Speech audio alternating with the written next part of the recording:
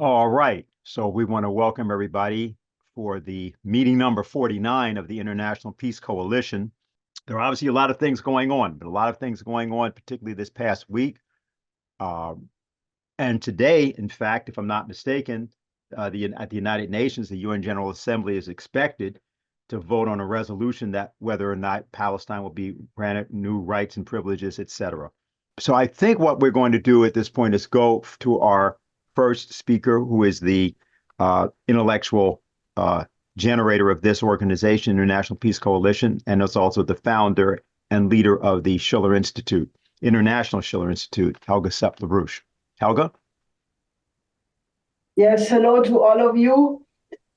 Well, the situation in the world is extremely advanced and advancing by the day. Let me start.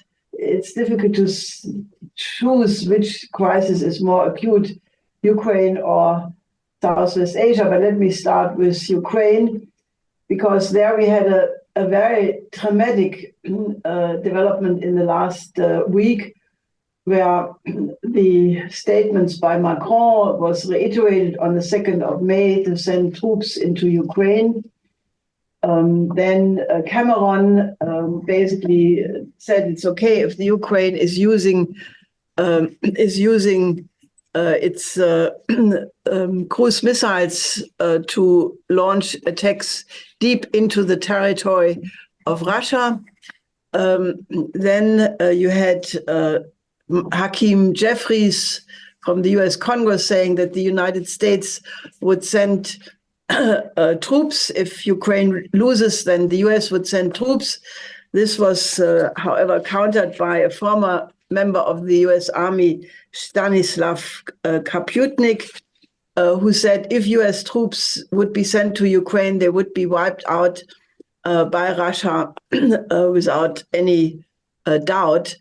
And then Russia also said that if F-16 are deployed in Ukraine, they will regard that as a deployment of nuclear weapons because they are dual use capable. In other words, they can have conventional and nuclear weapons. And to all of that, for the first time in history, Putin announced maneuvers of the tactical nuclear weapons in response to these Western provocations.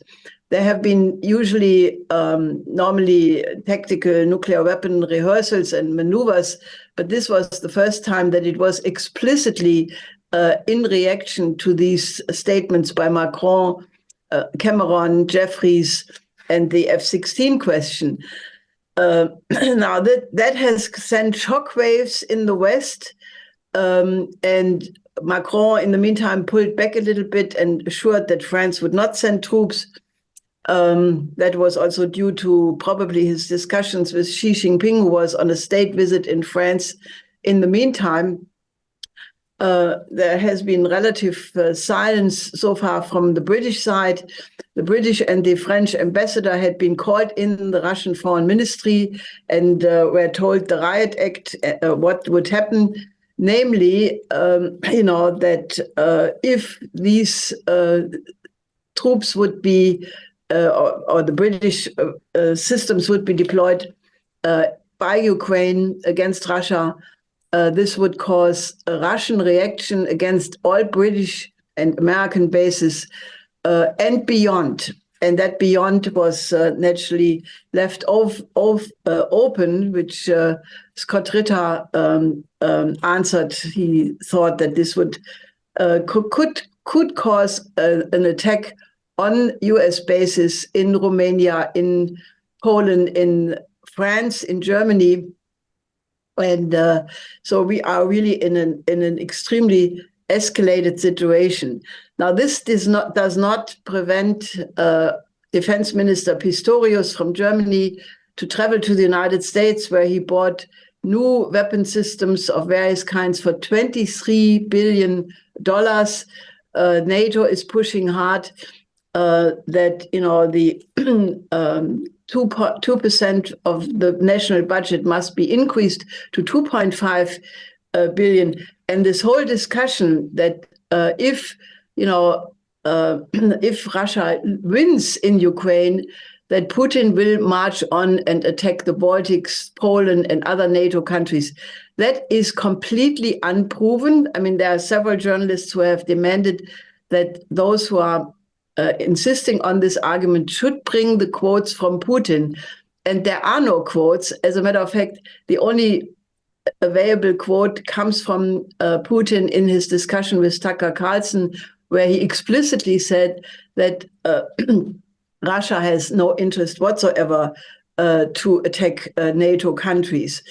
And, you know, anybody who studies the matter carefully can only come to the one conclusion. The one thing which Russia wants to get out of this whole affair is to have Western security guarantees, what basically Putin had demanded on the 17th of December in 21, that Ukraine is not becoming a member of NATO, that there are no offensive American weapon systems along the Russian border. So there is the farce, one has to say, of the planned so-called peace conference mid-June in Switzerland, where the basis will be the Zelensky so-called peace formula, but Russia is not invited. And it is an effort to pull as many countries from the global south, you know, on the side of the Ukraine and basically say, look, the majority of the world is going in this direction. But this has zero chance to actually lead to peace, because if you don't invite Russia, how can you have a peace agreement if you don't invite one of the two sides? So this is a very dramatic picture. And if you look at the other hotspot, you know, it is almost unbelievable to follow the news every day. Now, in Rafah, now since a couple of days, leaflets have been, you know, shipped or let from helicopters fly or airplanes, where 100,000 people of the probably 1.3 million people who are in an absolutely desperate situation in Rafah have been motivated to relocate to another area because of the pending attack of the IDF on Rafah, which is beyond the imagination. Some of these people, I listened to a radio this morning, some of these people have been 8 times relocated from the north to Khan Yunis back to Rafah. Now they are told again to move away from there, always starving, no medical supply.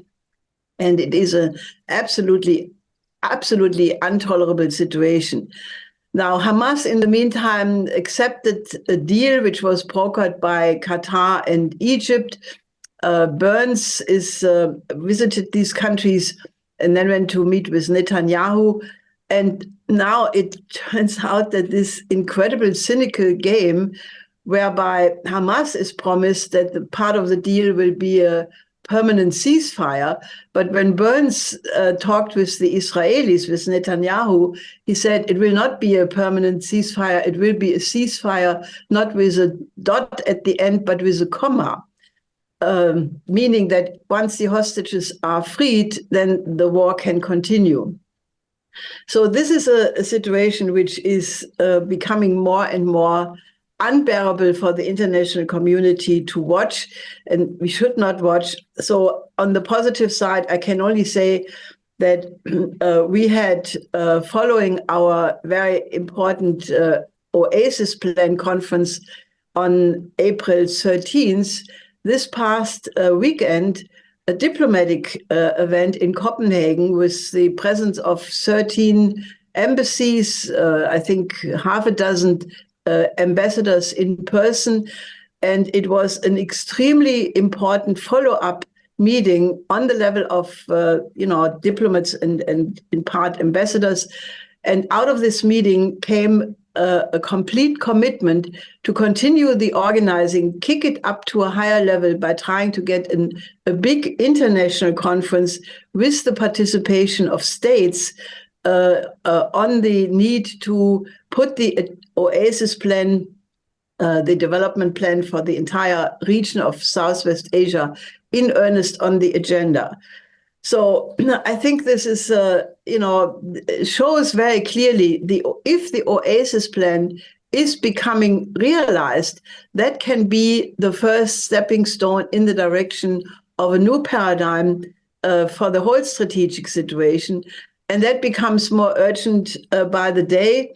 First of all, the London Economist, written by its chief editor, has an observation that indeed the old order is decaying, is finished, is no longer existent. This coming from The Economist is quite noteworthy, given the fact that it's the mouthpiece of the City of London. And there is a new poll conducted by an NGO, which is headed by Anders Fogh Rasmussen, former NATO General Secretary. And they made a poll and they came to the conclusion that especially since the Gaza war started, that the reputation of the United States in the world is rapidly plunging. It's plunging in the global south among the Muslim world, but it's also plunging among Germany, Belgium, Switzerland, Ireland, and some other countries of Europe. And at the same time, the image of Russia and China are rising, naturally, especially in the global south. So, if the establishments are not capable of learning, and it seems that they still are very reluctant to do so, which you can see by the very harsh police reactions to the growing student protests in over 100 cities in the United States, and now increasingly in Europe, in France, but also now in about 10 German cities, where in the case of Berlin and Leipzig, the police went in relatively brutally, and then several hundred professors supported the right of the students to defend their free speech. And this is being blasted by the mainstream media as a complete break of the dam. The whole order is breaking apart. How can these professors dare to support the students? So I think we are experiencing right now a real, divide between those people who still have something human inside them and those who are absolutely sticking to, a collapsing order which cannot be maintained in any case. And that all puts on the need, the need on the agenda to really go in earnest for our new security and development architecture, for a new paradigm in the tradition of the Peace of Westphalia. Because if you do not include the interest of everybody, peace is absolutely impossible. So these are, in a few words, the updates about the situation. And now I'm very interested to hear what other people have to say. Thank you very much, Helga. And I want to thank everybody who is, again, just beginning to join us. I want to announce the next two speakers and make sure, because both of them have some schedule constraints. There's Colonel Richard Black and Scott Ritter is on the line. What I'd like to do, presuming this is all right with Scott, sometimes has to run. We're going to go first to Colonel Black. Colonel Black, for people who don't know, there are several of you on that may not know. He is the former head of the U.S. Army's Criminal Law Division at the Pentagon. He's a former Virginia State Senator. Colonel Black, happy to have you here as always. Thank you very much. I'm pleased to be with you. These are very, very tense times that we're living in. Just recently, President Putin announced that there will be tests conducted, actual battlefield drills of tactical nuclear weapons carried out by Russia and by Belarus. Now, the reaction from the media has, to some extent, been sort of blowing this thing off that this is nuclear saber rattling and so forth. From the beginning of Russia's special operation, Russia has pointedly reminded the West that it is a powerful nuclear state. And this isn't a bluff, and it's not just meant to intimidate or to threaten. It's actually a reminder of a very cold reality that NATO seems to have forgotten. The West is playing a game of chicken on the world's most deadly nuclear playground. Now, from the outset, NATO, led by the United States, has carried out a series of just extremely reckless actions. NATO helped the Ukrainians assassinate 13 Russian generals. We worked to sink the flagship of the Black Sea Fleet, the Moskva. It's a cruiser. 300 young sailors went to the bottom with it. The United States, apparently with White House approval, directly orchestrated the sabotage and destruction of the Nord Stream pipeline, which has permanently damaged the entire European economy, but especially the economy of Germany, which has suffered enormously from the cutoff of cheap Russian gas. We helped Ukraine to carry out very deep drone attacks that targeted Russia's nuclear triad. That appears to have been a NATO orchestrated development designed to see just how secure elements of the nuclear triad were. Ukraine apparently orchestrated this terror attack on the Moscow concert hall that killed 137 concert goers. We don't know the extent of NATO involvement in that. It was directed by Ukraine, from what we can tell. But now we have sort of a ratcheting up, even from those things. And we've got President Macron of France, and he is just constantly putting out information over and over, suggesting that it is time for NATO troops to become directly involved in fighting Russian troops on the border.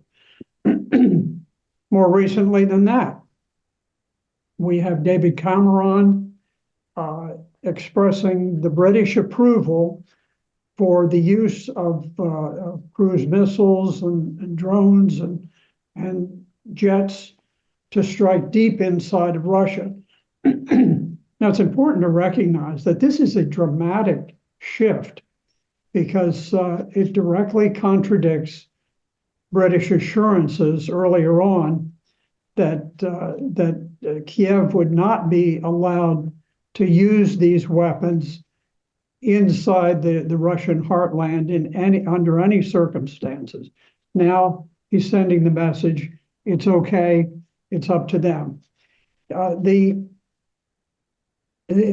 most recent development in this whole scheme is the comment by the House Minority Leader Hakeem Jeffries, indicating that if Ukraine is defeated, which is sort of common knowledge that it's coming, that the United States troops will have to fight. He said, quote, "We can't let Ukraine fall because if it does, then there's a significant likelihood that America will have to get into the conflict, not simply with our money, but with our service women and our service men." Now, here's why this is so relevant. We're talking about sending American troops into battle against the Russian troops. Today, Ukraine's lines are trembling. Ukraine has certainly fought very, very valiantly, but their manpower is drained. They lack the reserves to seal any Russian penetrations that occur to their defense lines. At the same time, Russia has massed several very large armies for a late spring or summer offensive. and they're likely to burst through at some point, and Ukraine will not have the reserves to shore up the defenses. And at that point, there will be a collapse of Ukraine's lines. Now, the White House knows that this is happening, but they will not permit this war to end, certainly before the November elections. So they're preparing wildly reckless options for preserving power. And those options are the use of tactical nuclear weapons, battlefield weapons, or perhaps the use of poison gas, as we did during the Iran-Iraq war during the Reagan era. Those things have not been ruled out. Russia, in response, is deeply concerned that as the US and NATO are beginning to deliver F-16s to Ukraine, these weapons these jets are capable of carrying the 100 tactical nuclear bombs, the B-61s, which are airdropped gravity bombs. And so Russia considers the use of those bombs, or the potential for it, to be an enormous threat. And for this reason, the Russian Foreign Ministry has warned NATO that the F-16 is considered a nuclear weapons carrier, and that when they launch, that the jets and their airfields will be considered as legitimate targets. Now, keep in mind that there's a very high likelihood that NATO would have been sending these from major U.S. air bases within the NATO countries.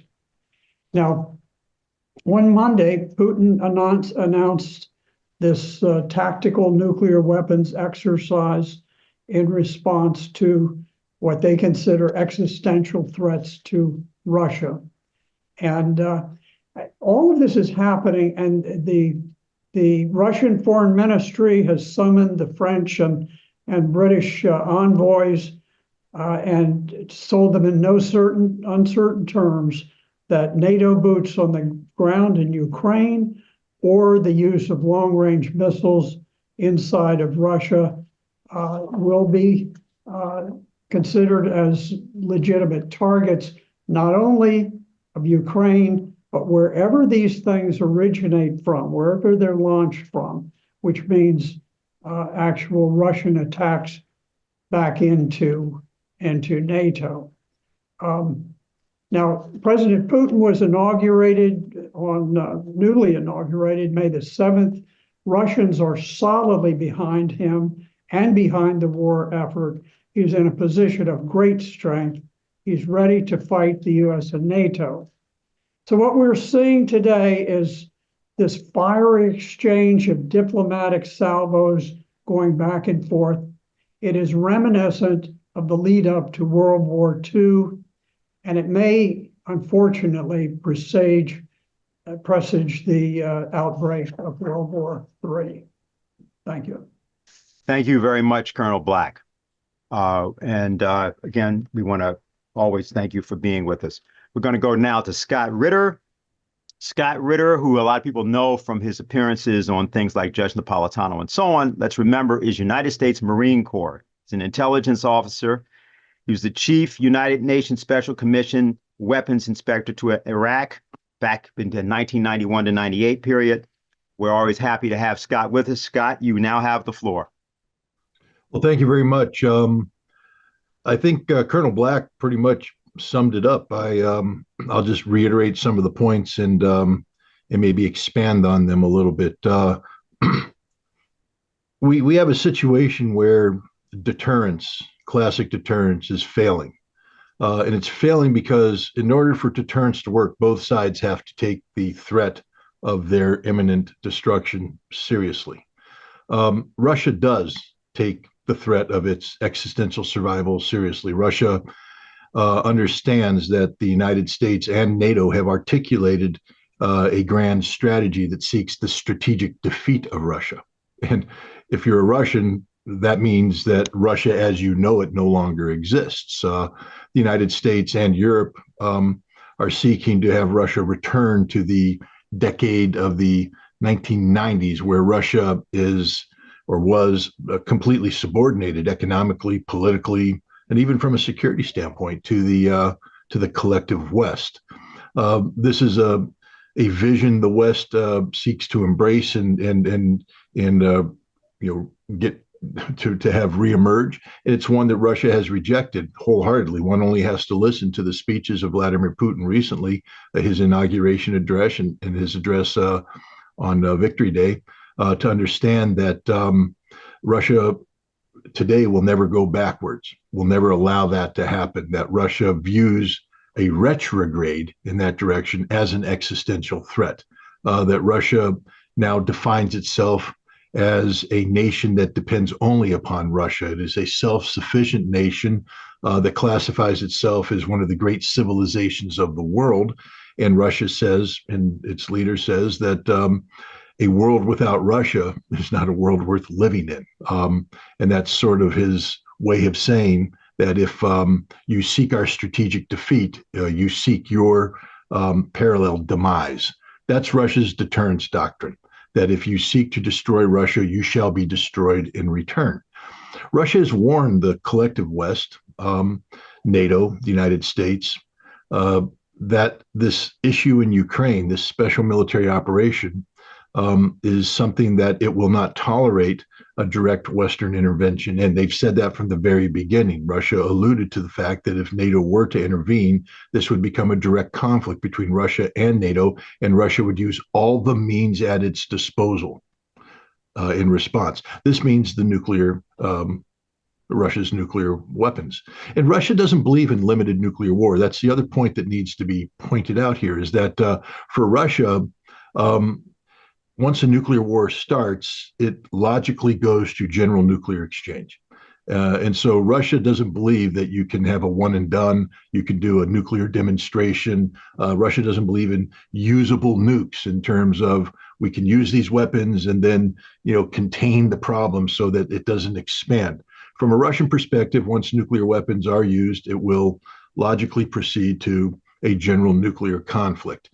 And one of the reasons why Russia does this is for deterrence value, so that people understand that there are clearly defined red lines that cannot be crossed. And these are reasonable red lines. It's not as though Russia is seeking to impose unreasonable conditions on the world. Russia simply says, do not seek our strategic defeat. Do not attack us with nuclear weapons. Do not try to acquire conventional military power capable of overwhelming us. Because that would be a strategic defeat. We are not going backwards. We will use all the means at our disposal.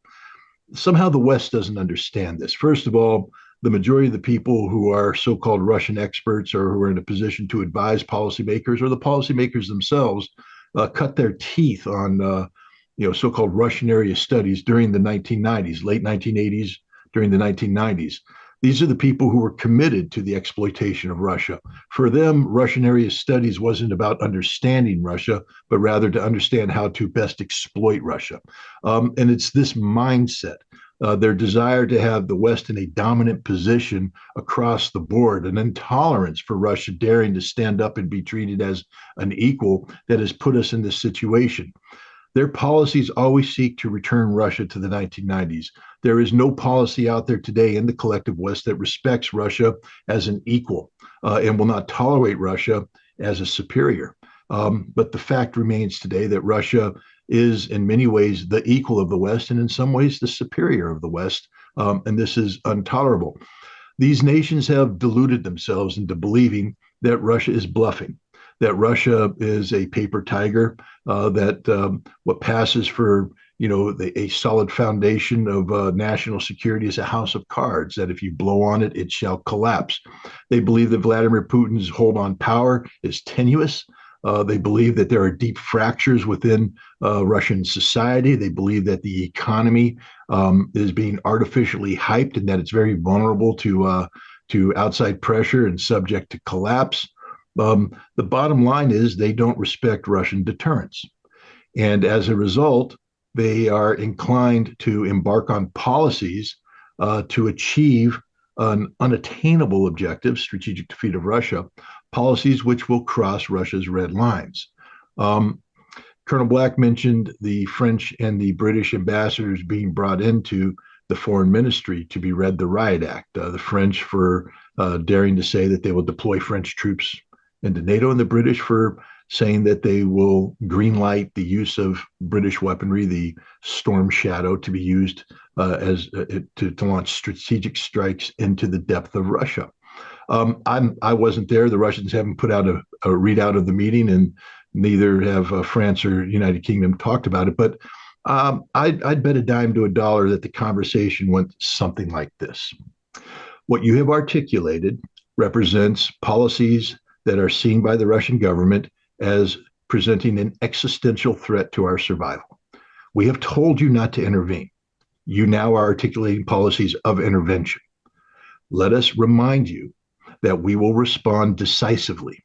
And by decisively, it means not just against terminating the threat as it exists in Ukraine, which we will do, but we will now strike decision-making centers outside of Ukraine to include the high probability of striking targets on your territory. And if you choose to respond to that, understand that we will respond with all the weapons available to us. And this does mean nuclear weapons, and we will use nuclear weapons against you. I believe Russia did not sugarcoat this whatsoever. This coincided with Russia launching these training exercises. These are not a bluff. This is not a game.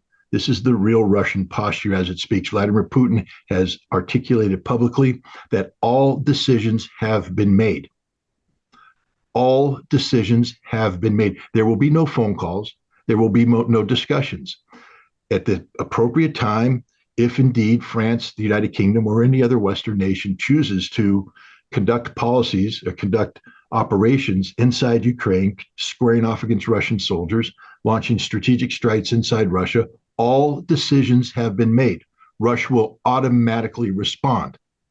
Now, normally that would be enough to trigger the deterrence factor, where people would say, well, we're not willing to go there, so we shall modify our posture.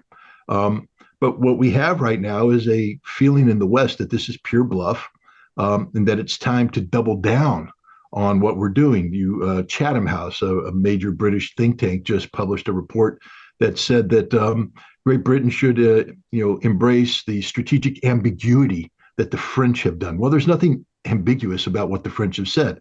They said that we'll go into Ukraine. Russia has said, if you do that, we will attack you. And now the British are saying, well, we need to adopt a similar posture. This is very dangerous. We live in a very dangerous age. And this is a period of time when the United States needs to step up and provide leadership and to make sure that the British and the French know in no uncertain terms that the United States will not back, postures such as this. But the United States is silent. Indeed, in our own Congress, we have people making noises. Now, I would say, thank goodness that Hakeem Jeffries is not in the chain of command. And so, frankly speaking, his words mean nothing. He can order no troops. He can't pick up the phone and call the Secretary of Defense with a meaningful conversation. If he was the Speaker of the House, he still would have those limitations. But the Speaker of the House, is a player who can make phone calls, not to direct, but to advise. But Hakeem Jeffries is a nobody.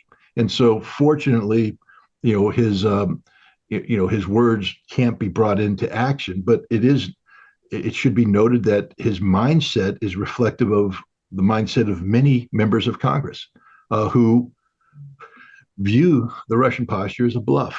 And this is the danger. If you're going to have deterrence, both sides have to be cognizant of the fact that there are red lines which are crossed. Things will happen which they don't want to happen. Therefore, don't cross the red lines. But right now, the Russian deterrence, although it's soundly articulated and ably backed up with the evidence of the ability to carry it out, it's not being treated in a respectful manner by the West. And if the West doesn't view it as as not being a bluff, then they will cross those red lines. And because the Russians have made it clear that their response is on full automatic, we may very well find ourselves waking up one morning and that will be our last morning on this earth. Because once a nuclear war starts, once nuclear weapons are used, this will rapidly escalate to strategic nuclear exchange between Russia and the United States. And then it's too late. So, what we need to do, what I believe we need to do, is focus on educating people about the reality of Russian deterrence, that it is real, it is not a figment of anybody's imagination. And we need to work on getting Western policies to align. And one of the more difficult aspects of this is to get the West to let go of Ukraine. We have lost this. We poured hundreds of billions of dollars into this gambit. It has failed. Russia is winning and will win, and there's nothing that can be done to prevent this. No amount of storm shadows flying into Russia's strategic depth, no amount of French troops on Ukrainian soil will, turn the tide. The Russian victory is preordained. It's going to happen. The West needs to learn to deal with that.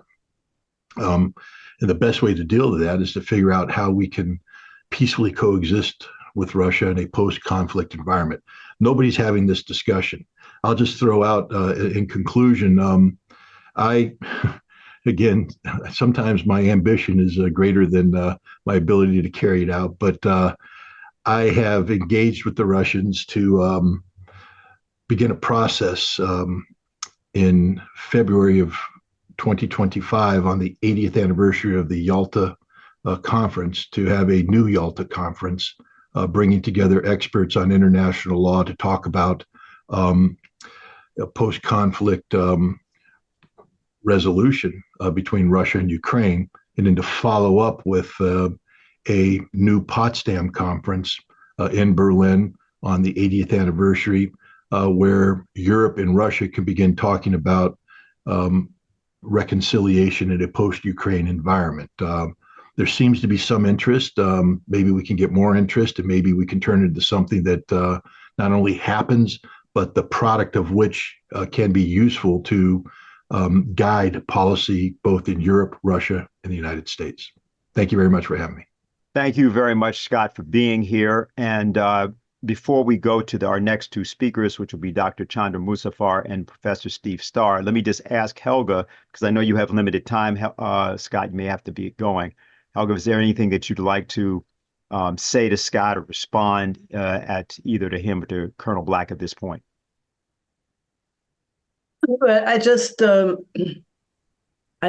think this idea of having a new international conference to discuss how to live together on the planet is the most important.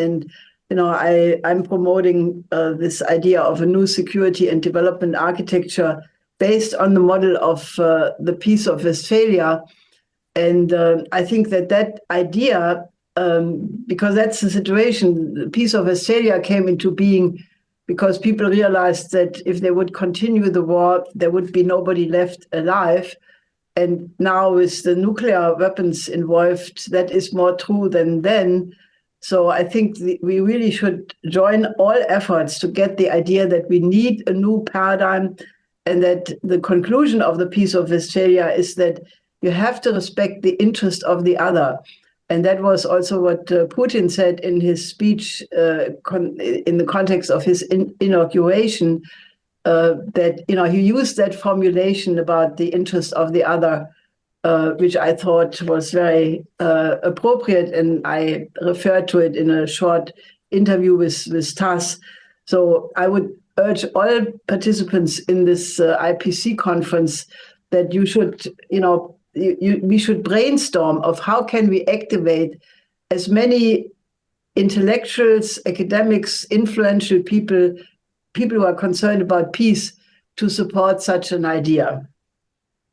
Okay. Scott, any response before you get going?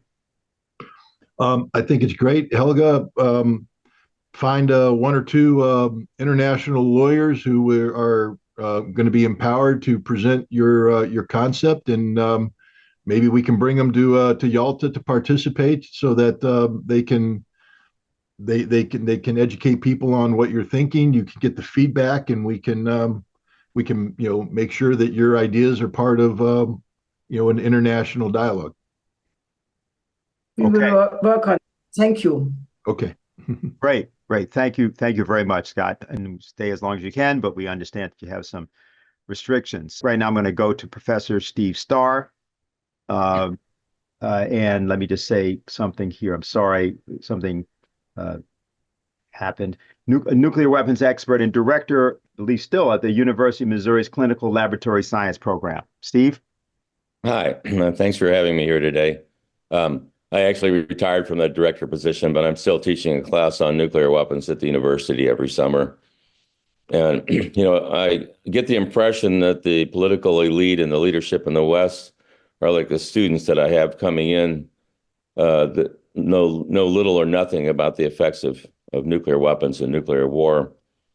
Because as Scott said, I'm sorry, I'm getting all these messages flashing on my screen. As Scott said, the West doesn't seem to be deterred from risking nuclear war, because I suppose it's a combination of arrogance and hubris, but there's also got to be an enormous amount of ignorance to take a position like that. And it is astounding to anyone who's knowledgeable about what nuclear weapons do. I think we also have a really huge problem because the Western media has just become an echo chamber for official narratives. And so throughout the course of the war in Ukraine, the only news that's been reported here has been direct from the Ukrainian military sources. And so much of it has been completely factually incorrect. Last August, we had President Biden announcing that Ukraine had lost the war, Putin has lost. And we've heard throughout the war that Russia was running out of missiles and ammunition, that they were using chips from washing machines, that they're desperate. They'd lost half of their army. So how does that match up with the realities of the battlefield today, that Russian forces are advancing all across the entire line of conflict, which is what's triggering the panic in the West? All these Western leaders are facing election, and that's their main concern, is not to lose the next election. But you think about what happens if Biden wins the election. You can bet there'll be NATO troops on the ground if he does, if they're not before. But I think that the rate of the Russian advances now are such that we won't have to wait until November to see something like that happen, because Russia's clearly winning the war now. And I wanted to say just a few things for people that, because of the news has been so blacked out in the West, for the first time since World War II, throughout the entire Cold War, neither the United States nor Russia has ever suffered attacks on its homeland. We have used proxy wars in Vietnam and Korea, but never were the attacks directed at homeland. Russia has had Russian oil refineries have hit, their military bases have been hit, the cities of Tula, Kaluga, Bryansk, Moscow. Belgorod has been hit to the point where they've had to evacuate half of the city. That's a city of 340,000 people. And there, was recently an attempted invasion of supposedly Russian nationalist forces, but they're just Western mercenaries that use tanks, troops, armored vehicles. How would that be received in the United States if Moscow is fighting a proxy war?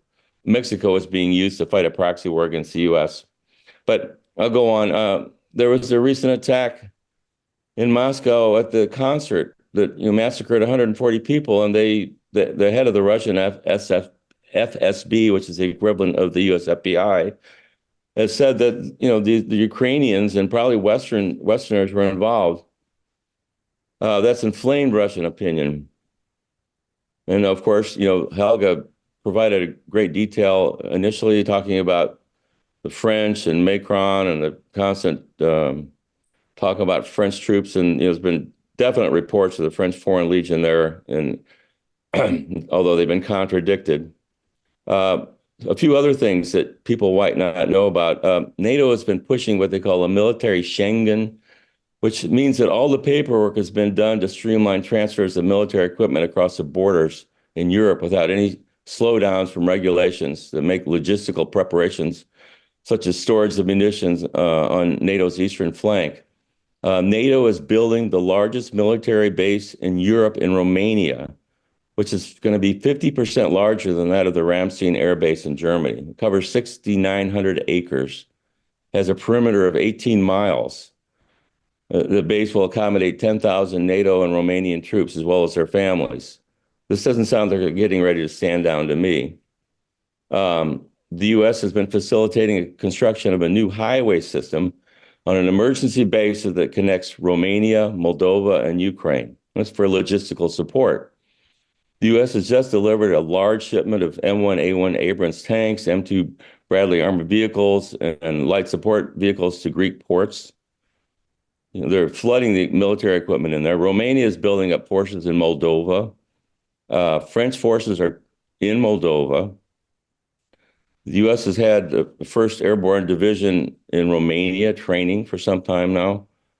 And, throughout the course of the war, the NATO satellites and reconnaissance planes, the AWACS, have been constantly providing targeting information. And this targeting information includes when their drones are sent to hit, say, the Engels Air Force Base in Russia that houses their strategic nuclear bomber, they have to evade air defense systems.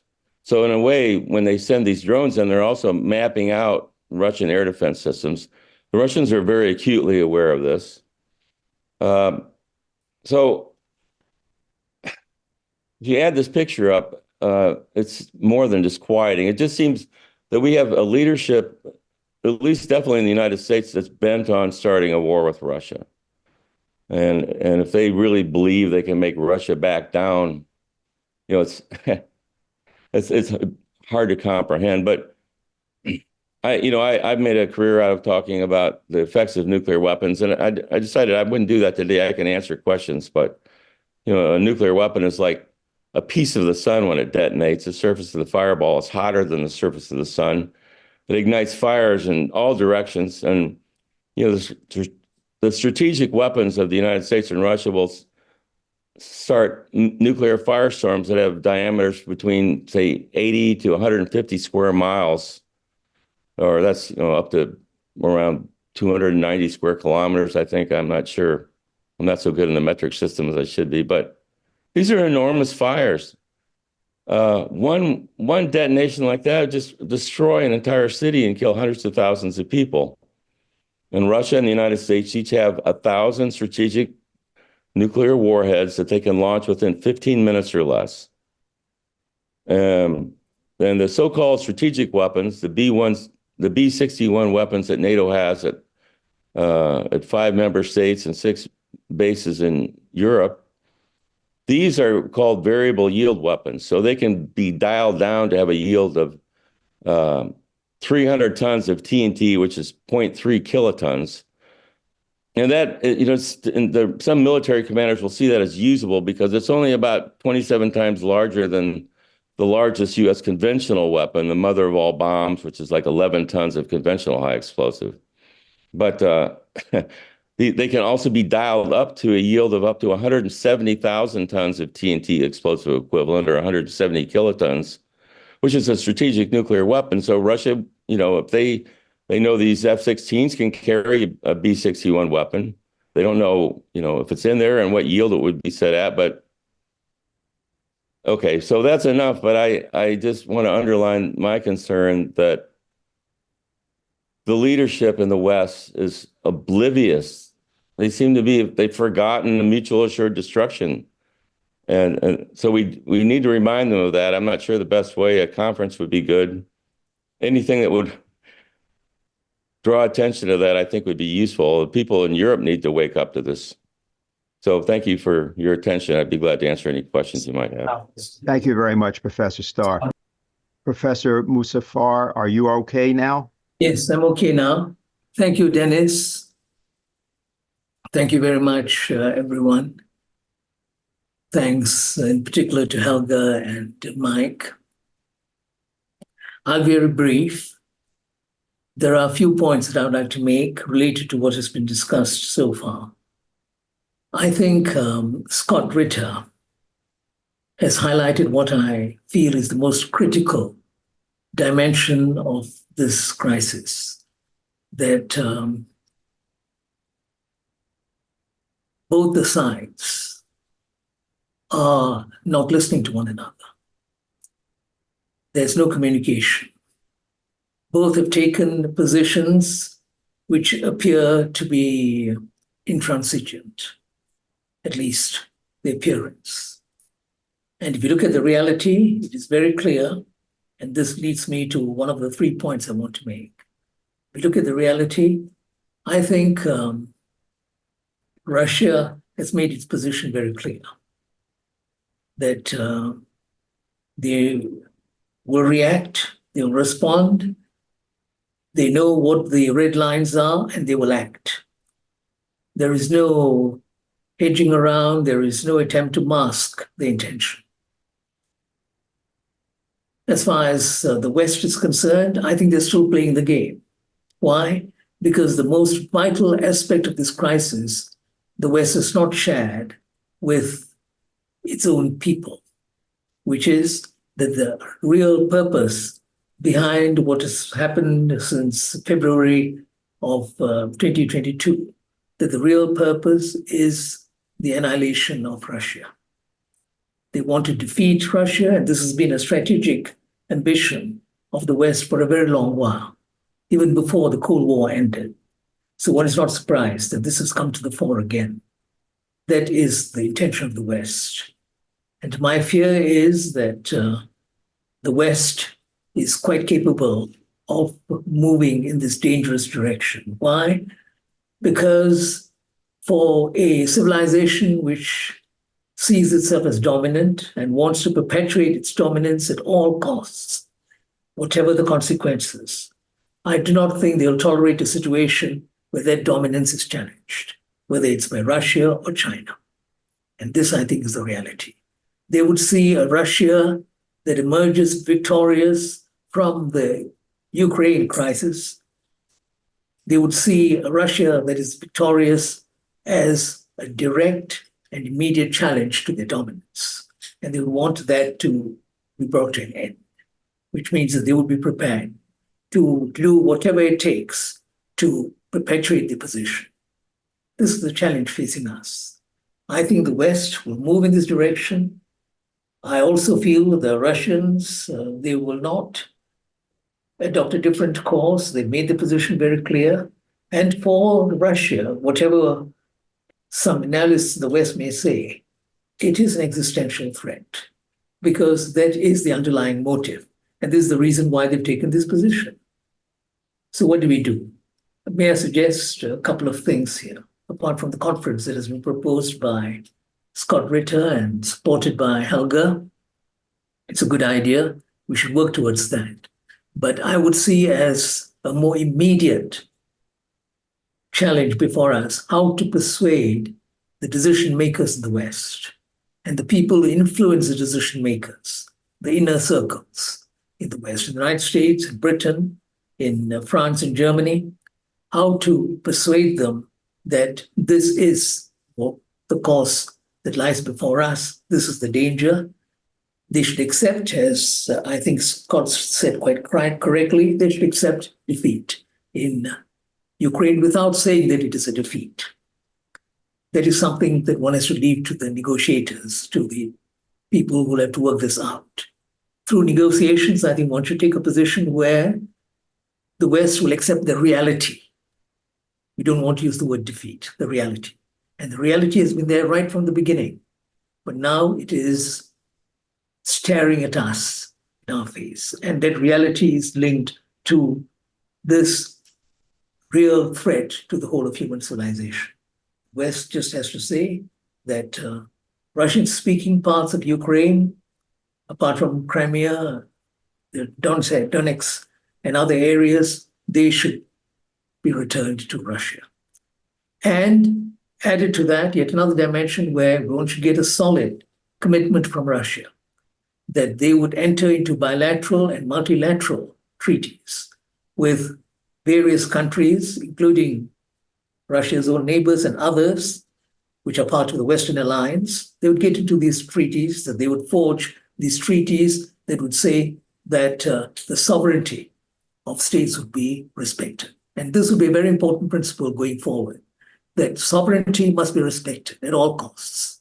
And for us in the global south, this is very, very critical, which is why I see people in the global south, leaders and opinion makers who can be persuaded, playing this role. They have to reach out and say, look, the underlying principles that are very important to the global south, respect for sovereignty, that one will respect the sovereignty of all states, one would at the same time ensure that the different states can live together and they would respect one another. This principle of respect, which Helga also emphasized, is very critical. And this, again, is something that is very important to the global south. If the global south has reacted in a certain way in the past, during the years of the Cold War, it is partly because they felt that there was so little respect coming from certain quarters, even from Russia at a certain point in the past. And what they would want is respect. So respect, sovereignty, these are two important principles. That these would be things that would be worked out, but in the short run, a solution that is directed to Ukraine, which is respect the Russian-speaking states and their history, because the history is not a simplistic history where Ukraine was a totally different state and all the rest of it. We know what the past was. So respect that, respect the need to recognize the roles of the Russian-speaking areas of Ukraine, eastern part, southern part, do that. And at the same time, Russia itself gets into treaties, establishes these treaties with firm guarantees, maybe through the UN, through other international bodies. And I think this is something that is workable. We should work towards that. I see the IPC, this International Peace Coalition of ours, as something that can play a role. That we've sustained this dialogue for so long, that is a great achievement. It is a great, great achievement. And I think we can reach out to various groups on the Russian side, on the side of the West, and say, this is what is needed. Both sides will have to realize the danger that faces us. And more than just realize the danger that faces us, they should work in such a way that they would be able to ameliorate the situation. They'll have to ensure that this doesn't happen, because I cannot think of a moment in our history where we haven't come as close to Armageddon, a total destruction. I think we are at that point, and we don't have much time. And I think this coalition, I'm absolutely convinced, has got a role to play. And we will play our individual roles vis-a-vis our own governments, leaders that we know, opinion workers, opinion makers that we are aware of. We will work together with all of them. Thank you very much. Thank you very, very much, Dr. Chandra Muzzaffar. It's a very welcome addition, very thoughtful. We're going to go to Sean Bloor from the Workers' Party, UK. Hopefully I pronounced your name correctly, but please go ahead. Thanks, Dennis. Yes, you did. Congratulations on getting that correct. It's a Welsh name, so it's spelt in the Celtic way, much like some of the Irish names are. Good afternoon from the UK. My name's Sean Bloor. I'm a representative of the Workers' Party of Britain. Our leader is George Galloway, and I was asked to come on today and talk to you about George's win in the recent elections and his election to the British Parliament. It's been a very important time to get George's voice back into the UK Parliament because of all the things we've just been talking about. George is the only voice who is an opposition to the Uni Party that is installed within our House of Parliament. Unfortunately, they are all in agreement over Palestine. Many of them are getting funding from donors who are attached to the Israel lobby on all sides of the House. And George is standing up to that, and he's speaking truth. And it's rattling the establishment here in the UK. I think Anastasia wanted me to talk about how we came to organise George's election. Back in January, at an executive meeting of the Workers' Party, we were talking about standing George for the Mayor of London. Shortly after that, it came to our notice that one of the MPs in a constituency in Greater Manchester, in a place called Rochdale, had passed away. And George has many friends in Greater Manchester, although he's originally from Scotland. He's got family who live in Greater Manchester. He's a massive Manchester United football fan. That's a soccer club here in the UK, I'm sure you've heard of. So he spends a lot of time in Manchester and he has lots of friends here. George, going back over 40, 50 years of his time in politics, has stood up for not only Pakistan, not only Palestine and Lebanon and Iraq, but right across the Arab world. He's well known for his peace and humanitarian activities. He even drove a red bus, a red London bus, all the way from Big Ben to Baghdad back during the Iraq War to take aid to the people over there. And he lost his seat in Parliament. Tony Blair sacked him because of his stance on being against the Iraq War. Since then, George has done many humanitarian runs and convoys over to Palestine, most notably after Operation Protective Edge, Operation Cast Lead. I think he's done about 6 or 7 different convoys of aid over to Palestine during that time. And he's certainly well known by the Palestinian people, particularly in Gaza. So where we started with his election in Rochdale was we have quite a large Muslim community in Greater Manchester. We have nearly 4 million Muslims in the UK. Nationwide, and we have quite a large population in Rochdale. So we started organising with the communities in Rochdale. We had George had meetings with the local elders, with from the local mosques. There's quite a few different mosques within that area, church leaders, business leaders within the area, and during that time, it took about a week to finalise all their political needs. And once that was finalised, we were then able to start on our campaign. We had massive support from the Muslim community. The local businesses were donating to his campaign. And we over a very short period of time, that was 3 weeks, we probably have 30 to 50 people out on the streets campaigning for George. And I'm glad to say that on the 29th of February, he won a massive share of the vote. He won with an overwhelming majority of 39.7%. But I think the biggest story in this was, and he won far more votes than the Tories, the Labour, the Lib Dems, and a far-right group called Reform UK put together. So it was an overwhelming majority. But I think the biggest news that came out of this campaign was an independent who came second, who with George won, I think it was 12,300 and something votes, and Dave Tully, who was the independent candidate, won around 6,000 votes. So that was the big change in our politics, that people were wanting to vote not only for a new party but also for an independent. Now, last Thursday, I know I was supposed to speak last Friday here, and I do apologise for not coming at the last minute.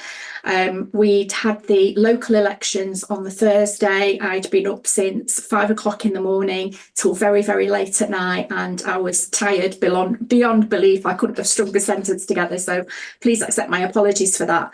But it was a very interesting local election all over the country. And again, we won seats. We managed to oust the deputy leader of the Greater Manchester Council, which was big news.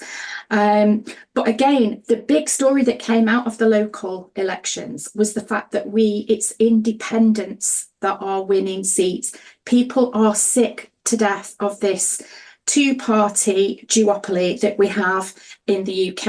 And I'd be interested to hear if that's very similar to people in the US. Are people getting fed up with this duopoly who both agree with each other? They both have the same policies. Both economic policies are the same. I mean, you really can't get a cigarette paper between them. As George regularly says, they are two cheeks of the same backside. So we're challenging this. There are 650 seats up for grabs in the general election this year. And at the moment, we have around 500 candidates, I think just over 500 candidates who are going to be standing for the Workers' Party of Britain. So we are a completely new party to the British public. Our candidates are having great success. They're very popular. We have two former British diplomats who will be standing. Peter Ford, His Excellency, was the UK ambassador to Syria and Bahrain. And we have Craig Murray, who some of you may have heard of. He's a former British ambassador to Uzbekistan, but he's also a great human rights activist. He spends a lot of time at The Hague, and he's forever campaigning on behalf of Julian Assange, who is still languishing in Belmarsh prison. So we have a lot of work to do, and not only have we got our own 500 candidates, but we are also supporting candidates who are going up against big figures within the Labour and the Tory parties.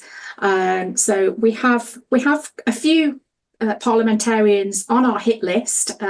For example, Keir Starmer, who is the leader of the Labour Party, and who said he was a Zionist without qualification.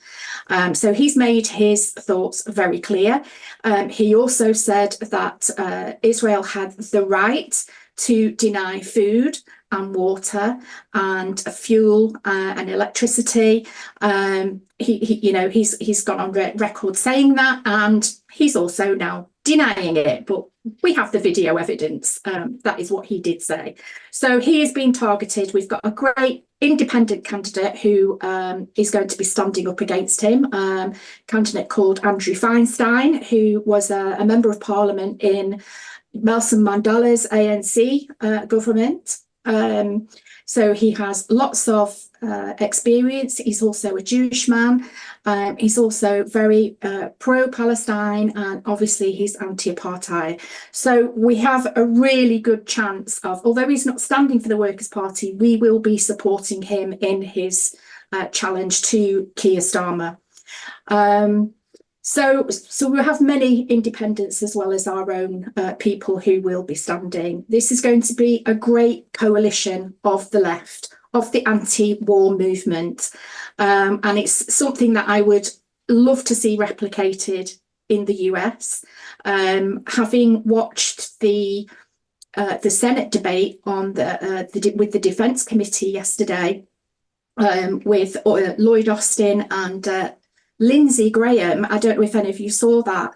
I was shocked and appalled beyond belief that a senator of the United States could sit there and speak to his generals and his defense secretary and say, wasn't it right that we dropped bombs on Hiroshima and Nagasaki? I was disgusted and shocked. That man is dangerous. He is a danger to the world, and he needs to be gone.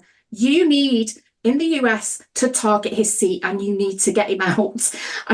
So like we are in the UK, targeting certain members of parliament, I do hope that you can consider doing that in the United States as well. If anyone has any questions, I'd be more than happy to answer them, but I'm going to wrap that up for now. Thank you for listening to me. Well, thank you very much for what you just said. We do have someone who will respond to you and may, in that sense, have a question. He is a candidate, independent candidate for the 15th Congressional District in the city of New York. Jose Vega is in the Bronx. And Jose, if you're there. Yes, I am here. Can you hear me, Dennis? Yeah. Hi, Jose. Hi, look, yeah, I'm really happy to hear that we've got somebody on from Galloway's party. I'm an independent as well. I'm unaffiliated here in the state of New York, specifically running in the Bronx. It's the poorest congressional district in the country. I'm going to keep this short because I'm out here. I'm petitioning to make sure my name's on the ballot. But there's a couple things I want to say. First of all, we are all inspired, as is the world, by what Galloway was able to do over in Britain. And we're trying to replicate the same thing here in the Bronx. My opponent is Richie Torres. He's a congressman who calls himself the champion of Israel and is just a total idiot, for a lack of better terms. And he recently came out with this bill he wants to propose called the Columbia Act, where he wants to monitor all college campuses for quote-unquote anti-Semitism, thus increasing surveillance in all the college campuses. And what this has led is people looking for his opposition, and my name comes up. And people are ready to rally up around and say, okay, how do we get this guy out of office?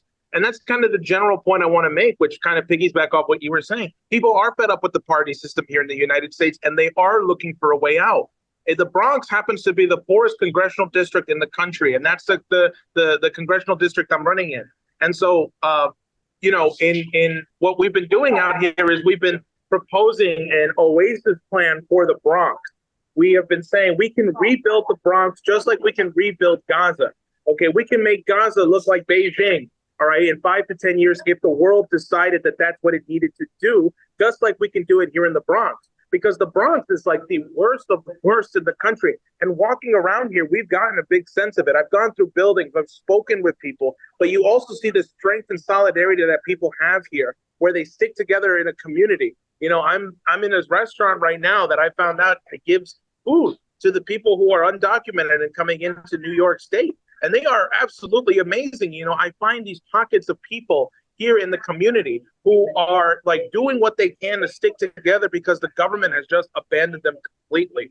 It's actually inspiring what people do when they need to come together. And so, I think this is just exemplary of Helga's 10 principles that we've been talking about here in the Bronx and in New York State as a whole.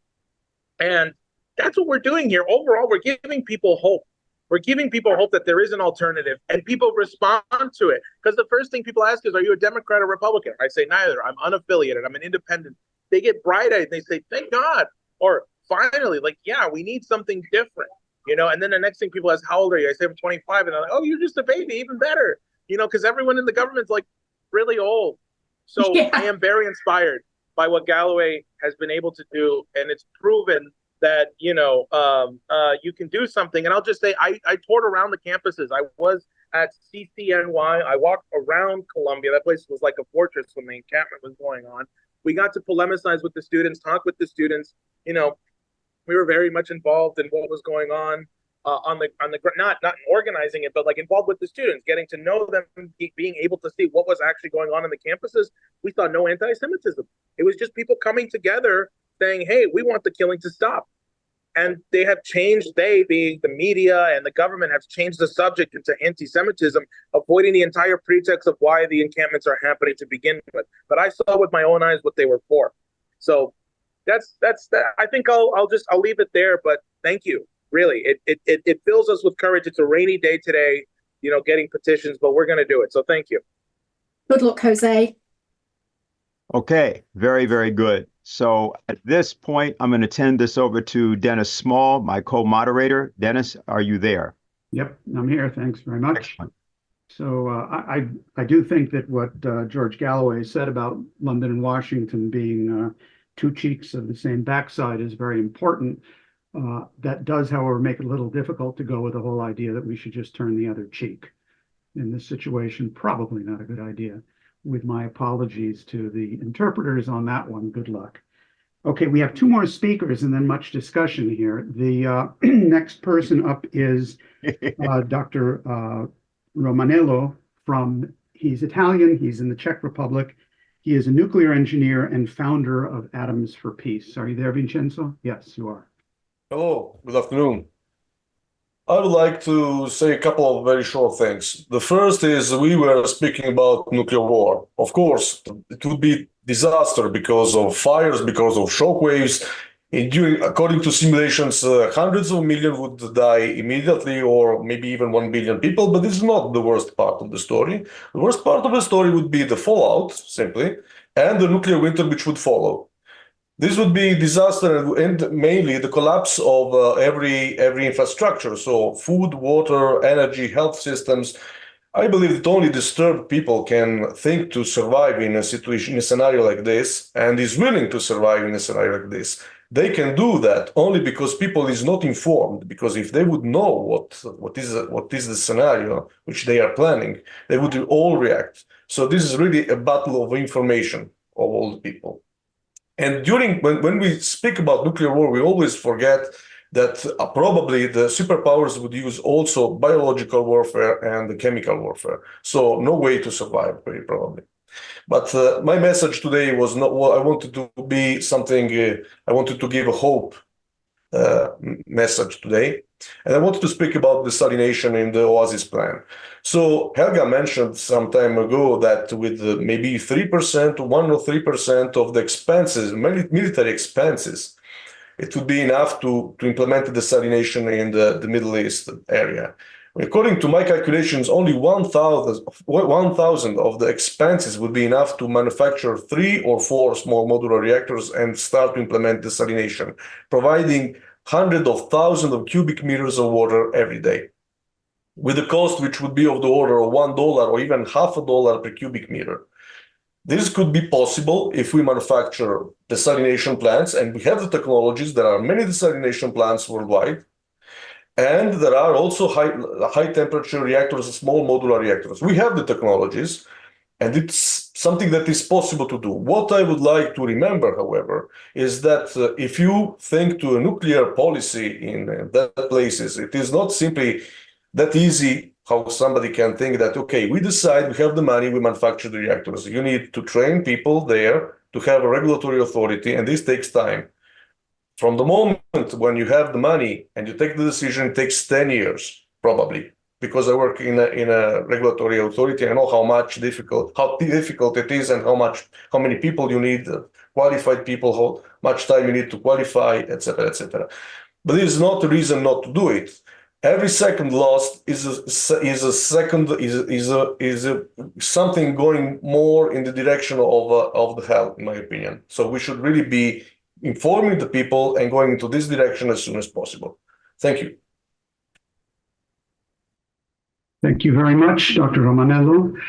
We also announced that there is a study group or a discussion group within the IPC on the whole question of energy, nuclear energy, what the proper forms of increasing availability of energy is for the kind of global reconstruction that's required. And if you're interested, just put your name in the chat. We'll get to that. We have the last planned speaker for today is Father Harry Berry of Pax Christi. I want to tell people that we also have online and waiting to get on shortly a report live from Ecuador from a young man, Diego Machuca López. There is a pro-Palestinian demonstration underway. He has been a frequent participant in the IPC meetings, and he'll be giving us a report from Ecuador momentarily. Father Berry, you have the floor. Okay, thank you, Dennis. Sure. It's my limited experience that our political leaders do not know enough about the Oasis plan. And I make that judgment because I don't hear them talking about it at all. And also I don't hear it much at all in the media. And so it's really a call to all of us who to contact the politicians that represent us in every country of the world that were represented in this meeting today. And then to also contact our friends and our relatives, neighbors, to listen to EIR every day, because that's the only way we can hear another point of view from what is the usual propaganda in most of our countries. And what I found that be helpful is to explain to people whenever I can that the whole idea of the Oasis Plan is for all the countries in the world to be equally developed. And what really helped the United States to develop was the railroads and the discovery of electricity. So the technology and the railroads made a huge difference in the development of the United States. And it's my understanding that China has offered to build bullet trains all over the globe to every country, which would then make it possible for all nations like Honduras and Ethiopia and the like to develop like Germany did after the Second World War. We learned after the First World War that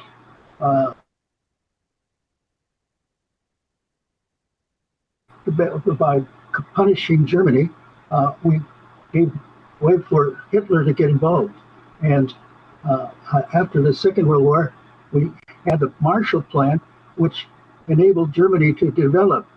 And also in Japan, we signed a treaty with Japan, which they promised not to have a military. And so not having a military, Japan was able to pull the money that would have gone into a military into the infrastructure. And so both Japan and China are developed, and they are also friends. And so what the Oasis Plan is about is to do for these underdeveloped countries what we have done for Germany and Japan after the Second World War, helping them to develop. And so you don't see any Germans or Japanese at our border being migrants or refugees trying to get into our country, because their country is developed and the people feel relatively safe there. So this is the kind of argument I think that we can use to help people to understand that the Oasis Plan is the way to go now. And without that, we'll go through all the dangers that we heard today of nuclear war. So we need to work hard to help every nation develop, and we need to tell our politicians and our neighbors of the Oasis Plan so they know about it. I'm so sad that so few people have heard about it, at least from my experience when I watch the media every day and contact my own friends, and I ask them if they know about the Oasis Plan. They say no. So we really need to spread this word so people see that this is an opportunity to bring about peace through development. Thank you very much. Okay, thank you very much for your contribution. Very important, this focus on development as the new name of peace under these circumstances above all.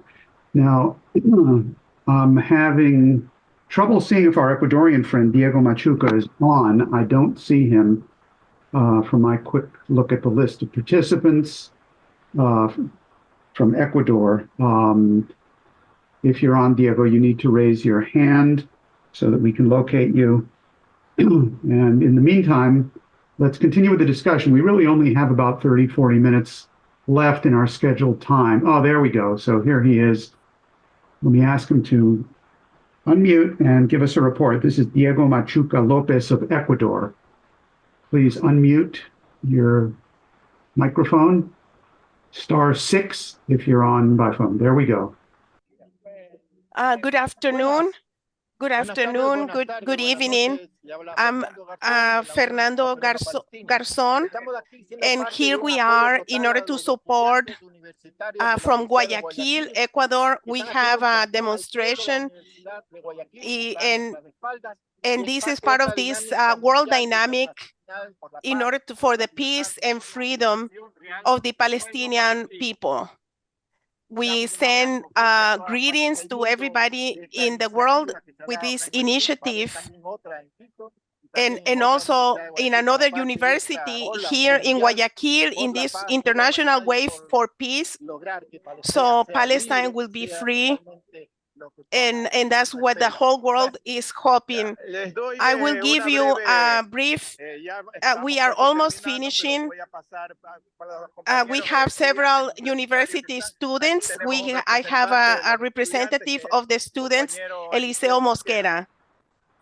Greetings, friends. I can show you from here. We have a flag of 30 meters in the city of Guayaquil. And as a student leader, we are against the genocide that the powers are committing in Gaza. We support the people in Gaza, and thousands have died and have been murdered, and children. And that's a systematic murder, and that's genocide against a group of people. We are also echoing the solidarity of the demonstrations in the University of Columbia in the United States, where students have been prosecuted and threatened and violated because they are expressing their opinion, and they have been, and we will continue doing that in the Central University in Quito, La Paz, Colombia, Medellin, a number of cities. This week, we will be here also in Guayaquil, Ecuador. Thank you very much. Okay, thank you very much for everyone from Ecuador to join us for this discussion period. People are probably aware that Fernando Garzón was a participant in this meeting for a number of the last weeks. We're very glad that they've been able to give us a live picture of what's actually going on in Ecuador. I think it's very relevant, as was just stated, that the demonstrations in the United States were instrumental in helping to kick off a process internationally, and that's now underway. Now let's continue with the discussion. People who would like to have any words to say or comment or discuss, please raise your hand. We ask you to keep your comments to 3 minutes so that the discussion can proceed. If you're connected by phone, it's *6. Let me first turn to Michelle Rasmussen. Yes, I wanted to give a short report because we had a breakthrough here in Copenhagen, Denmark. On Wednesday, we had organized a seminar for diplomats and others with the title, Stop the Killing, Start the Rebuilding of Gaza and the Entire Region with the Oasis Plan, LaRouche's plan for peace through economic development. And there were diplomats from 12 countries who attended, including 4 ambassadors. They were countries from Southwest Asia, from Southwest Asia. In other words, the Middle East, from North Africa, from other places in Africa, other places in Asia, and even also Western Europe. And so what we had 3 speakers. We had Helga Zepp-LaRouche. Dennis, let me just ask you, did Helga give any report about this? Because I tuned in late. Yes, she did. She gave a report in her introductory remarks, so people have a general idea of it. Okay. Is that enough, or should I add anything more? Yeah, unless you have reactions afterwards in the discussion, I think she gave us a pretty good picture of it. Okay. Yeah, I can just give you one quote from one of the diplomats who said that my mind is blown. This will take many days for me to digest all the new ideas that were presented here. But the main point is that we had the opportunity for Helga and also Hussein Askari, our Southwest Asia coordinator, and the ambassador from the Palestinians to Denmark to speak directly to the governments. This was different than being on the street corner, which is also important, and being in the demonstrations. But the effect of this was to speak directly to governments. And the most important aspect of it was the continued discussion between Helga and the Palestinian ambassador about the question of the relationship between the political solution and the Oasis Plan need for economic development. And so there will be many opportunities for us to follow up with the governments that came, and also there were others that wanted to be there, but because of their schedules could not.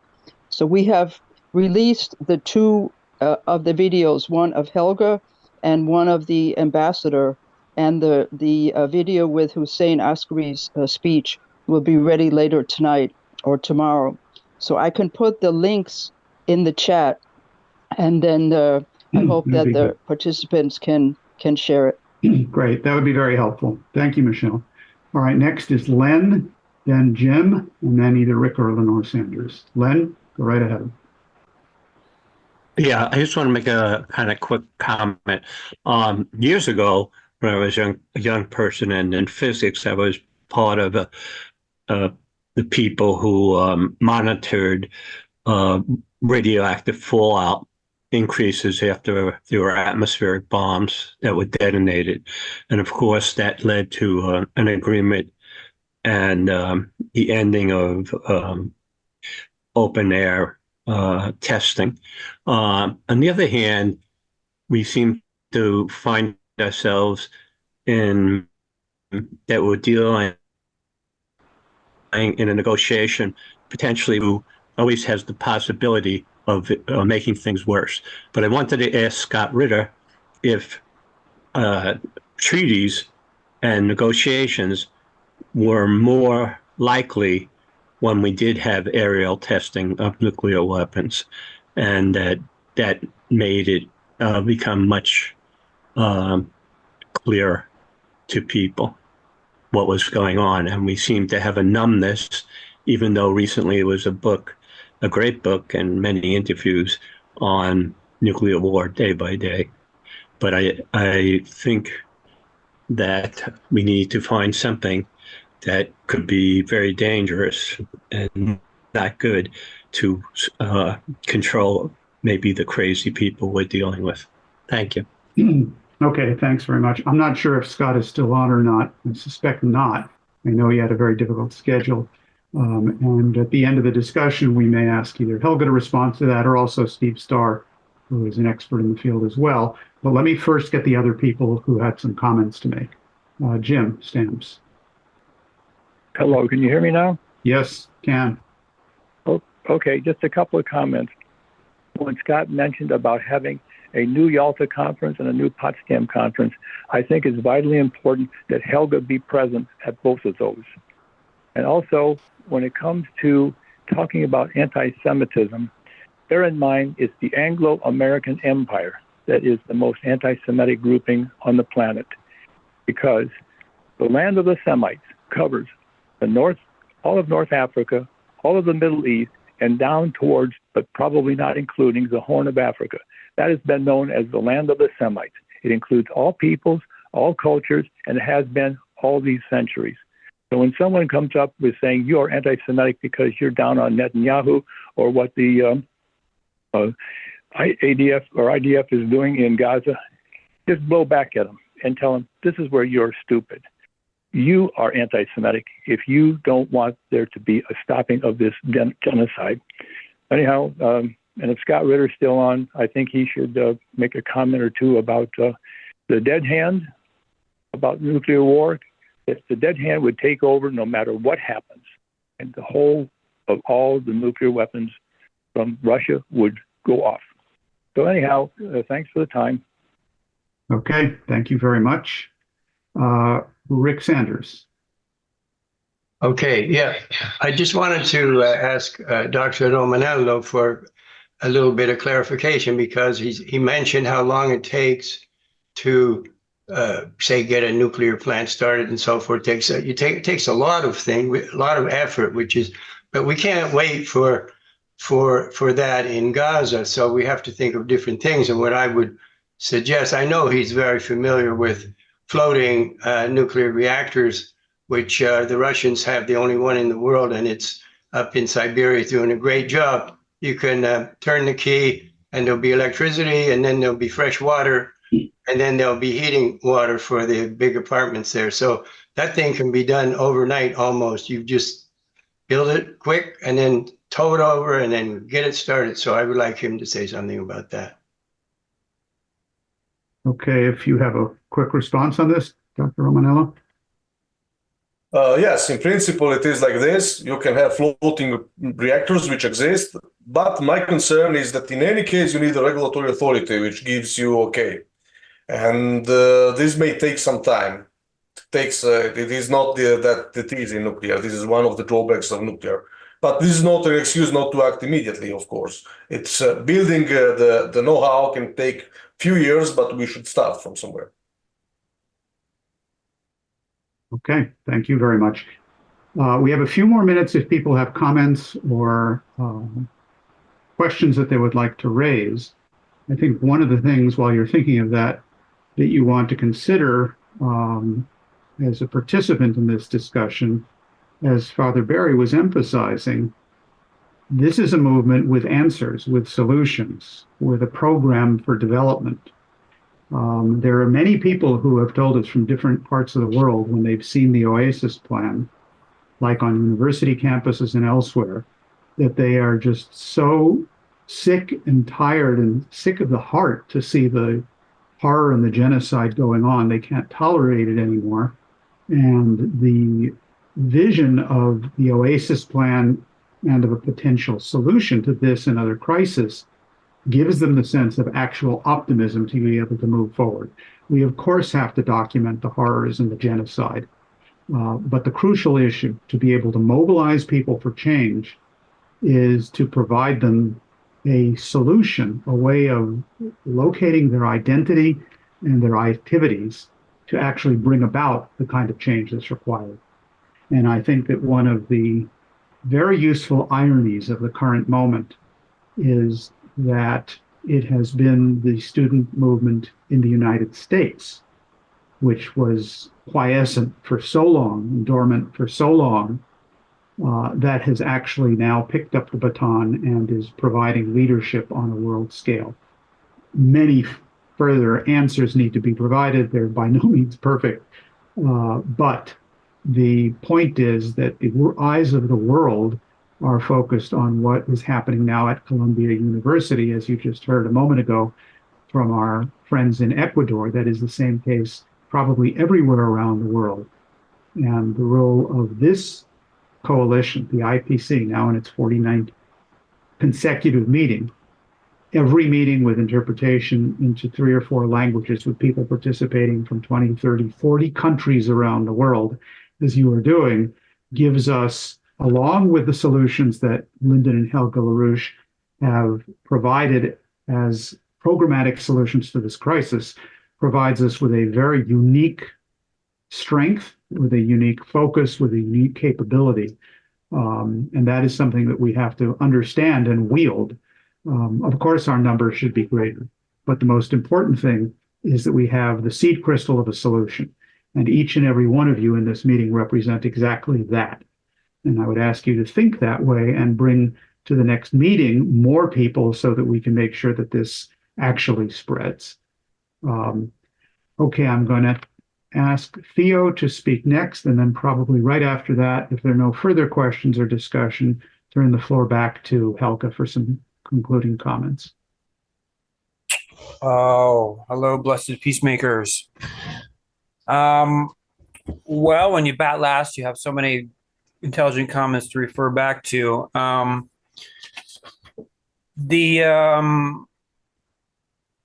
The sense that there's a political revolution waiting to happen among independents is certainly something I agree with. Just yesterday, I was up in Montpelier, Vermont for a coalition gathering called Tap Trees, Not Vermonters, which is a very rowdy gathering of left and right who are sort of sick of the Democratic Uniparty in the state, just passing obligations for taxes, without much concern for the poor and working people. So I know for sure that in Vermont there is an opening for that kind of independent politics, and there's a pretty substantial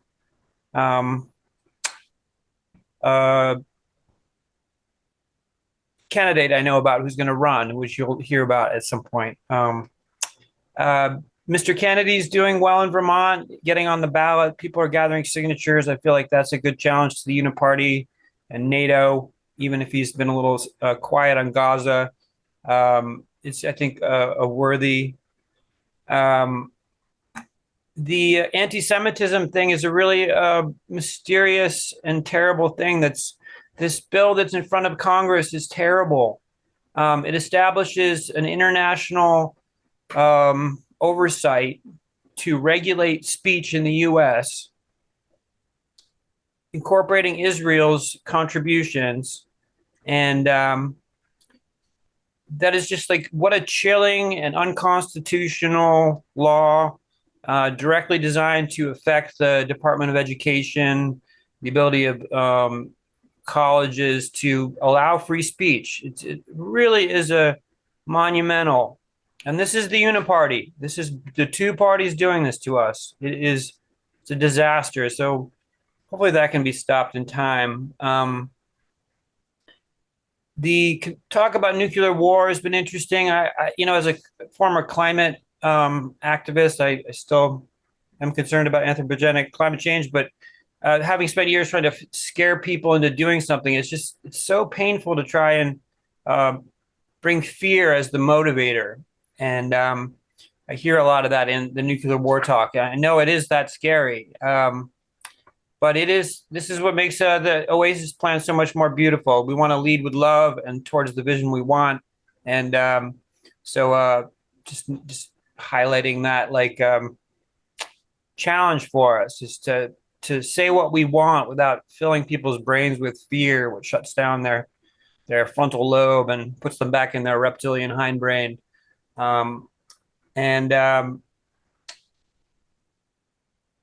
Just finally, I was up in Vermont, and the kids are on the campuses, and they're not anti-Semitic. There's a Jewish Voices for Palestine there. They're going to do a Shabbat tonight, like they have every night.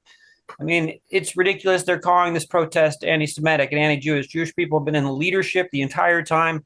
In fact, it's anti-Semitic that they haven't reported on that.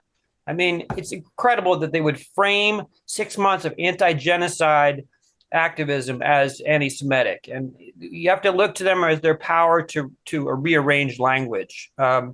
These protests against genocide are not anti-Semitic. It's crazy that they would frame it as that. This is a sign of how weak the government is in the U.S. and dependent on propaganda. So blessed be you truth tellers. We'll see you next week. Okay, thank you, Theo. All right, Lizzie, I see you raised your hand. Go right ahead. Hi, everybody. Sorry, I won't bother putting my camera on because I have very little signal where I live, so that might knock me off the call. Sian did very well, speaking about George Galloway's absolute success in turning over the norm in politics in this country, in the UK. What she didn't talk about was the reaction of the establishment. The Prime Minister of the United Kingdom, I don't think I've ever seen a Prime Minister of the United Kingdom hold a press conference where he told everybody he was personally, and the establishment was scared about the result of the election in Rochester. In Rochdale, wherever it was. Anyway, I think that the establishment in the UK is absolutely scared that the ordinary people will stand up and start taking the power back into their hands. The power of their vote is huge. It can't be underestimated, the power of people's vote, because they can rig elections as much as they like. But if people actually make the effort to go and vote, they can't stop us. And that's all I wanted to say. Okay, thanks. Very useful to keep getting a filled out picture on what's going on in the United Kingdom and the fight going on there. Okay, Hamid Lalou, you're the last person before Helga. I saw you did raise your hand just now, so go right ahead. Yes, Hamid from Fairfax, Northern Virginia. Thanks, Dennis, for inviting me. I received the invitation from Tim. This is the first time. I was listening to you, but I was busy working on something and I didn't put a camera. 2 points. Thanks again for this opportunity. I would like to add one comment about anti-Semitism. Maybe we can include Zionism as anti-Semitism. I haven't heard something about it in this conversation. And number two, I agree with the last person who just spoke about elections, because I've been to demonstrations, and this is how I met Tim. Actually, we were holding a protest in front of White House a few months ago. Protest is important, grassroots work is important, but participating in elections and putting our own people into office to influence policy is as important as the demonstrations themselves. And thank you. Okay, thank you very much. Dennis Speed. Yes, I just want to respond in part to some of the last things by reminding people of something. Daniel Barenboim, the conductor, wrote something earlier this week, I believe it was published on the 7th of May, on this being the 200th anniversary of the playing of the Ninth Symphony. I thought this was a useful thing both to say and also because I know the Helga will have something to say about it. And he said, Ludwig van Beethoven's Ninth Symphony was first performed exactly 200 years ago, Tuesday, and has since become probably the work most likely to be embraced for political purposes. But then he says, Beethoven might have been surprised at the political allure of his masterpiece. He was interested in politics, but only because he was deeply interested in humanity. I don't believe that Beethoven was interested in everyday politics. Instead, he was a deeply political man in the broadest sense of the word. He was concerned with moral behavior and the larger questions of right and wrong affecting all of society. Especially significant for him was freedom of thought and of personal expression, which he associated with the rights and responsibilities of the individual. The closest he comes to a political statement in the Ninth is a sentence at the heart of the last movement, in which voices were heard for the first time in a symphony. All men become brothers. He says, the greatness of music and of the Ninth Symphony lies in the richness of its contrasts. Music never just laughs or cries. It always laughs and cries at the same time, creating unity out of contradictions. That is Beethoven for me. Music, if you study it properly, is a lesson for life. There's much we can learn from Beethoven. He is the master of bringing emotion and intellect together. With Beethoven, you must be able to structure your feelings and feel the structure emotionally. A fantastic lesson for life. So I will leave it at that. And I just wanted to put that in because you don't want to get caught in somebody called you anti-Semitic or called you some other name. I come from a certain background in which that was often done. And you have to learn to rise above it. But how do you do it? How do you educate your own emotions so you can do that? And so I just wanted to include that here. And Helga, of course, you may have some things about that, but people might want to go listen to the symphony. Helga, please go right ahead. Yeah, I want to touch upon several points which were made. I think one of the important outcomes of this session of the IPC meeting And I want to thank all participants for a really very, very round and excellent discussion of the strategic picture in which we find ourselves in. As a matter of fact, I was thinking maybe we should make an exception to the rule and publish the entire IPC call. I don't know if you agree with that, but I think it was so rich in terms of both highlighting the danger of nuclear war, the genocide in Gaza, and what the mobilization is against it internationally. So maybe if you could somehow make a vote or just signal your agreement or disagreement in the chat or email, but we can see then. I think we should really try to get across what especially Colonel Black and Scott Ritter and Steve Starr were elaborating, because the danger of nuclear war, it is so close. And every word what was said, I can only agree with, because if the elites would know what they're playing with, they wouldn't do it. But obviously they are completely arrogant and full of themselves, and they are not aware of the danger they are bringing all of humanity in. And I just would like to add one element, and that is that the Russians have a doomsday machine. They have a doctrine whereby, if the entire Russian leadership would be knocked out in the context of a war, they have installed a mechanism where a second strike would deliver a totally devastating blow, nevertheless. So that would mean the absolute secure end of civilization. And I think people really should consider this.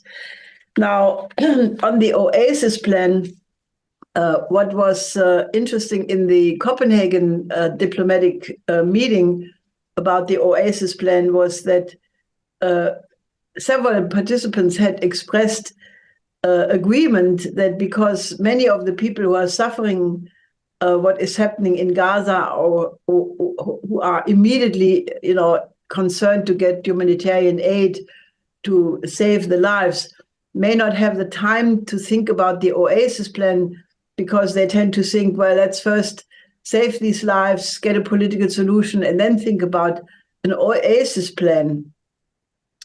And we all agreed that that's understandable, even if it's not the correct approach, but it puts all the more responsibility to the intellectuals to really forcefully try to get this alternative in the minds of everybody. And that is what my appeal to you again is: help us to get the OASIS plan into all pores of society, governments, think tanks, universities, military people, other organizations as well. Thirdly, I want to say that, one of the most important weapons right now in metaphorical sense is to be exactly informed of what is going on strategically. And I know that many people around the world are worried about the media telling you a narrative and not the reality. I would like to use this occasion to tell you that we have a strategic alert newsletter, a daily alert, which is extremely inexpensive. And, it is a daily briefing about how the world strategically changes from yesterday to today. And it is based on the experience of 50 years of analysis, based on the scientific method of Zepp-LaRouche, who initiated this process 50 years ago. And those people who have been reading it are absolutely convinced that it's a very unique tool to be informed. So my suggestion to all of you is, if you are interested, you can subscribe to it for free for a couple of weeks. And then if you like it, you can subscribe to it and be really, much, much better informed than in any other way. So we will put this in the chat, and I would urge you to try to subscribe to it. Now, lastly, I can only full-heartedly support what Dennis Speed said about Beethoven. I mean, the Ninth Symphony is probably the greatest work ever written. I mean, that's very difficult because Beethoven has written many absolutely outstanding compositions. But in the Ninth Symphony, especially when you take the totality of the three movements, then culminating in the fourth movement, where you have the entire richness of agape, of elevating humanity on a completely different level. It's not just the all men become brethren, which is obviously a very beautiful idea and which will happen. I'm sure of it. If man matures and becomes adult, we will be all each other's brothers and sisters naturally. And I'm not gendering. I've been saying that for way back before the genders even came up with the idea. But it is also, if you listen to the text, which was written by Schiller, the Ode to Joy, where there is a part in the composition where it says, above the stars, there must be a good father. And this, you should listen to that part of the music. I'm absolutely sure that shudders will run down your back because it is so elevated and so it brings up, man in the image of God, and that there is a justice in the universe, in the creation itself, and that there is goodness in the universe, and that will prevail. So I would suggest you indeed listen to it and listen to the translation of that text while you're listening it, because I think there is a unity of Schiller and Beethoven, which is really the highest expression of humanity I can think of. And that is exactly what we need to be uplifted and strong enough to get through this battle. Thank you, Helga. Thanks to all of the other participants in this 49th meeting of the International Peace Coalition. The chat has the address where you can subscribe to EIR Daily Alert. As Helga said, for those who are interested, you can subscribe. For those who are not interested, you're simply demonstrating that you need it even more urgently. So go ahead and subscribe. The German version is also indicated there with a link. And furthermore, if you want to get the newsletter that Anastasia Battle sends out for the IPC, that link is in there as well. I saw no opposition, I'm sure there is none, to publishing the full proceedings of all the different remarks here, as Helga suggested, and we'll proceed to do that. And again, thanks to everyone. We'll see you back here, same time, same station for IPC 50. And that gives a week for very, very intense organizing with all of the ideas that were discussed and presented here. Thanks again. Talk to you soon.